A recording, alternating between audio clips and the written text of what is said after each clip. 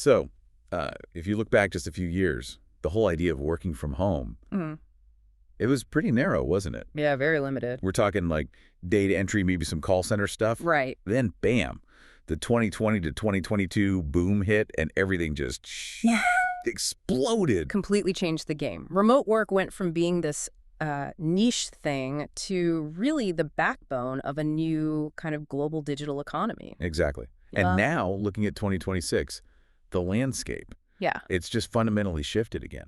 It really has. We're not just talking about old jobs done remotely anymore. We're seeing totally new ways to earn, powered by things like AI tools and these huge online marketplaces. Okay, so that's what we're digging into today, right? Yeah. This research report looking at 2026, the outlook for earning from home. Precisely. We want to focus on the, let's say, the top 10 proven methods that you can actually use to earn a significant income right from your home, pretty much wherever you are. And the scale we're talking about here is, well, it's not theoretical anymore, is it? Not at all. I mean, global surveys are showing over 1.4 billion people now involved in some kind of remote or online work. It's staggering. Yeah, 1.4 billion. That's a massive slice of the global workforce participating in this digital shift. It really is. And the great thing is that barriers to entry have come way down thanks to AI-driven tools, e-learning platforms, these content marketplaces. It's easier to get started. So what are the main routes people are taking? The report highlights a few key ones. Yeah, if you look at the main highways, kind of, 4 really stand out right now. High-skill freelancing, online tutoring, creating content, and scaling up e-commerce businesses. Let's unpack that a bit, because whenever you talk about massive opportunities, 1.4 billion people, Yeah. there's always a but, isn't there? Always. What does the report actually say about the reality, the pros and cons of trying to make it in this new digital workforce? Right. Well, the upsides are incredibly appealing. You've got the freedom to work basically anytime, anywhere, no office commute. That's the dream for many. It is. And the starting investment is often really low. You basically need a decent laptop, reliable internet. And crucially, you're not limited by geography, so the global earning potential is huge. It really is about skill-based growth. Right. The report doesn't paint a perfect picture, I assume. You mentioned 1.4 billion people online.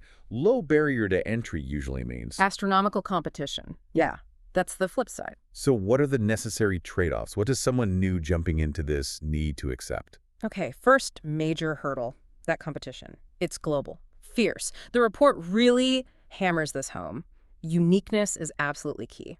Okay, but what does uniqueness mean practically? You can't just be a writer. Exactly. You need to be the writer who specializes in, say, AI-driven sustainability reports for tech startups, something specific. Right, but finding that niche, especially when you're starting out and see this ocean of 1.4 billion others, that feels like a huge mental block. It is, absolutely. And that ties into the next trade-off. You need serious self-discipline, like rock-solid time management. The line between work and life gets blurry fast when your office is also your kitchen. Makes sense. And then there's risk. You have to do your homework. Payment scams on dodgy sites are a real danger, so verifying platforms, payment methods, it's non-negotiable. Due diligence is critical. Critical. And finally, you can't stand still. You have to keep learning. New skills, new tools, new trends. What worked 6 months ago might already be getting less effective. Continuous learning is just part of the deal. That constant learning. That feels like a perfect bridge to the next point. This whole economy is being reshaped by tech shifts, right?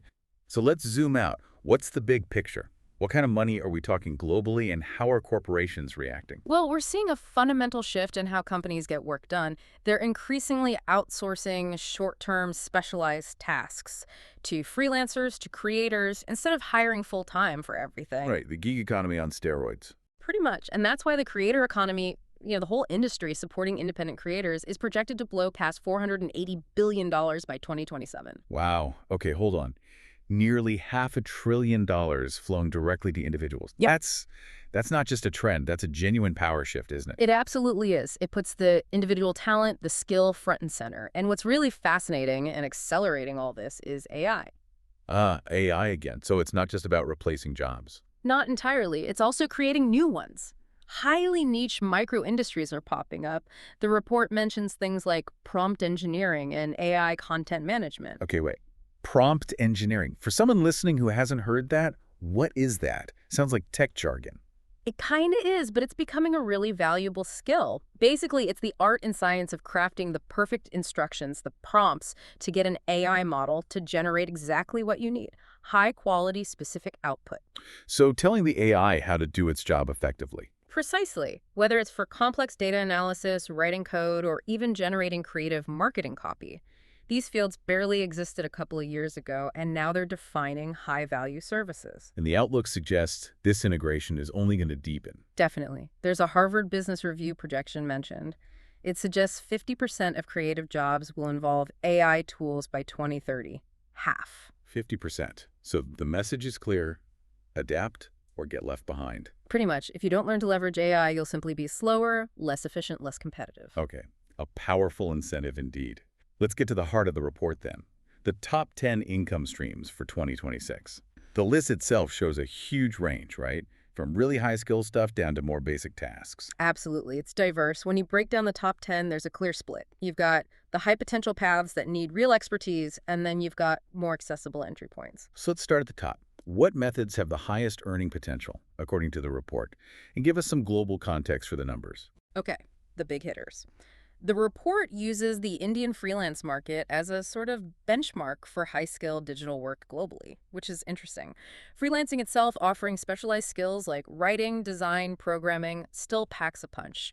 Potential earnings can go up to $2,000 a month or even more. And for context, that's roughly, what, 2,400 US dollars a month? Around that, yeah. Which shows the serious earning ceiling possible, even in markets often considered emerging. Platforms like Upwork, TopTal, they're still key players there. Okay, strong baseline. But you hinted that the real peak earners are often those selling their knowledge directly. That's right. Online courses and webinars consistently show the highest maximum potential in the report. We're talking figures up to 4,000,000 monthly. Which is close to 4,800 US dollars. Wow. Yeah. That kind of income usually scales through platforms like Teachable or Udemy once you find the right audience and topic. But we hear so much about online courses. It feels like a really crowded market. What does the report say makes the difference between a course that hits those high numbers and one that, well, doesn't? It comes back to that niche idea and applicability. The top earners focus on teaching skills that lead directly to tangible outcomes for the learner. Things like earning more money, getting a promotion, mastering specific in-demand tech tools. So results-oriented learning. Exactly. Advanced data science, specific software automation, maybe even developing regional language skills for business. It has to solve a real problem or create a clear opportunity. Makes sense. And what about those new AI services we mentioned? Where do they fit in potential earnings? They're already right up there. AI-powered services, the report lists potential up to $3,000 monthly. So around 300, 600 US, that's significant. Very. It shows that knowing how to wield these AI tools effectively is already an incredibly valuable, monetizable skill, almost instantly. Okay, so that covers the high potential end.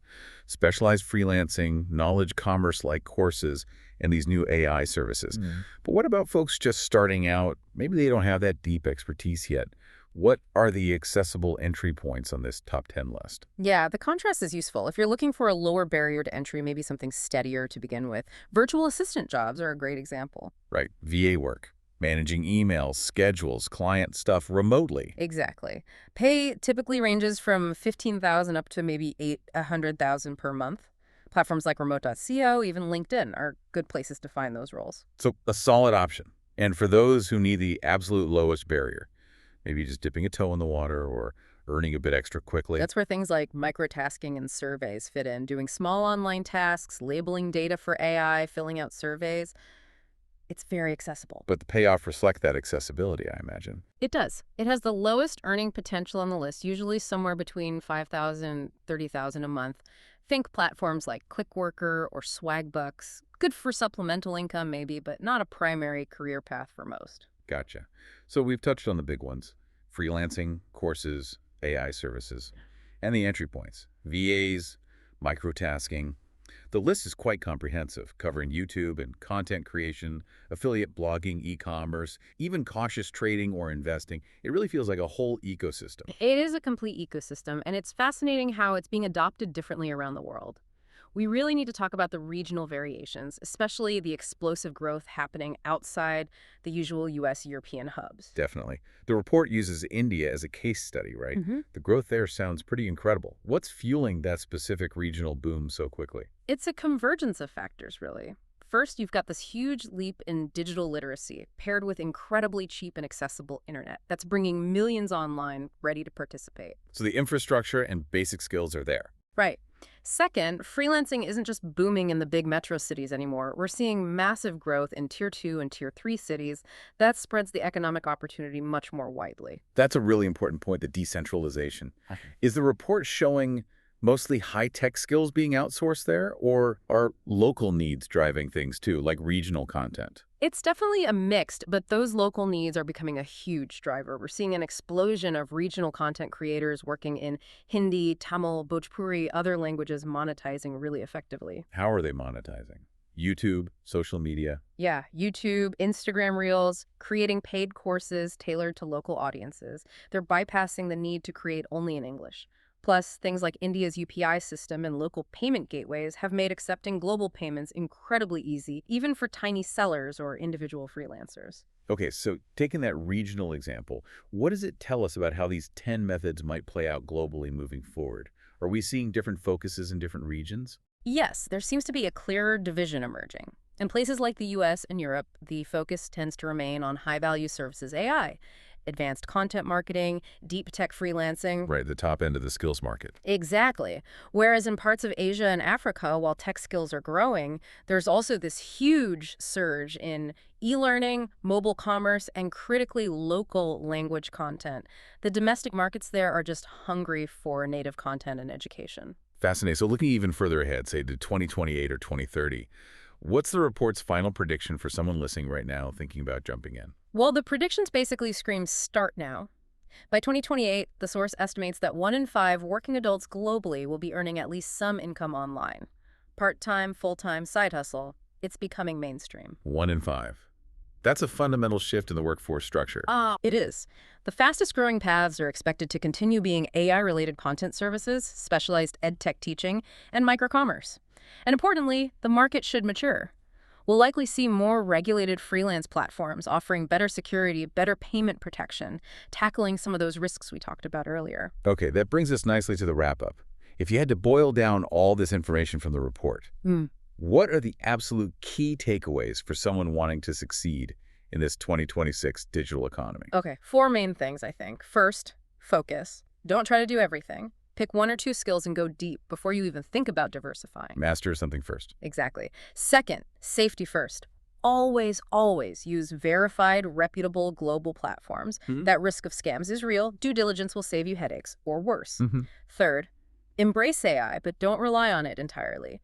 Combine AI tools with your human creativity, your unique insights. AI is an accelerator, a force multiplier, not just a replacement. Use it smartly. Use it smartly. And finally, maybe the most important, consistency. This isn't get rich quick. Online income tends to grow exponentially, meaning it starts slow and then ramps up. But you have to stick with it past that initial grind. It takes dedication. That's a great summary. Focus, safety, smart AI use, and consistency. The report concludes, as you said, that 2026 is perhaps the best time in history to start earning online with this convergence of AI and global marketplaces. But given everything we've discussed, the intense competition, that 1 in 5 prediction, maybe the crucial question isn't if you should start, but how. Exactly. How will you define that unique niche for yourself, and how will you leverage these powerful AI tools, not just to keep up, but to make your growth truly exponential, not just step by step? That's really the challenge and the opportunity for everyone listening to think about as they navigate this new economy.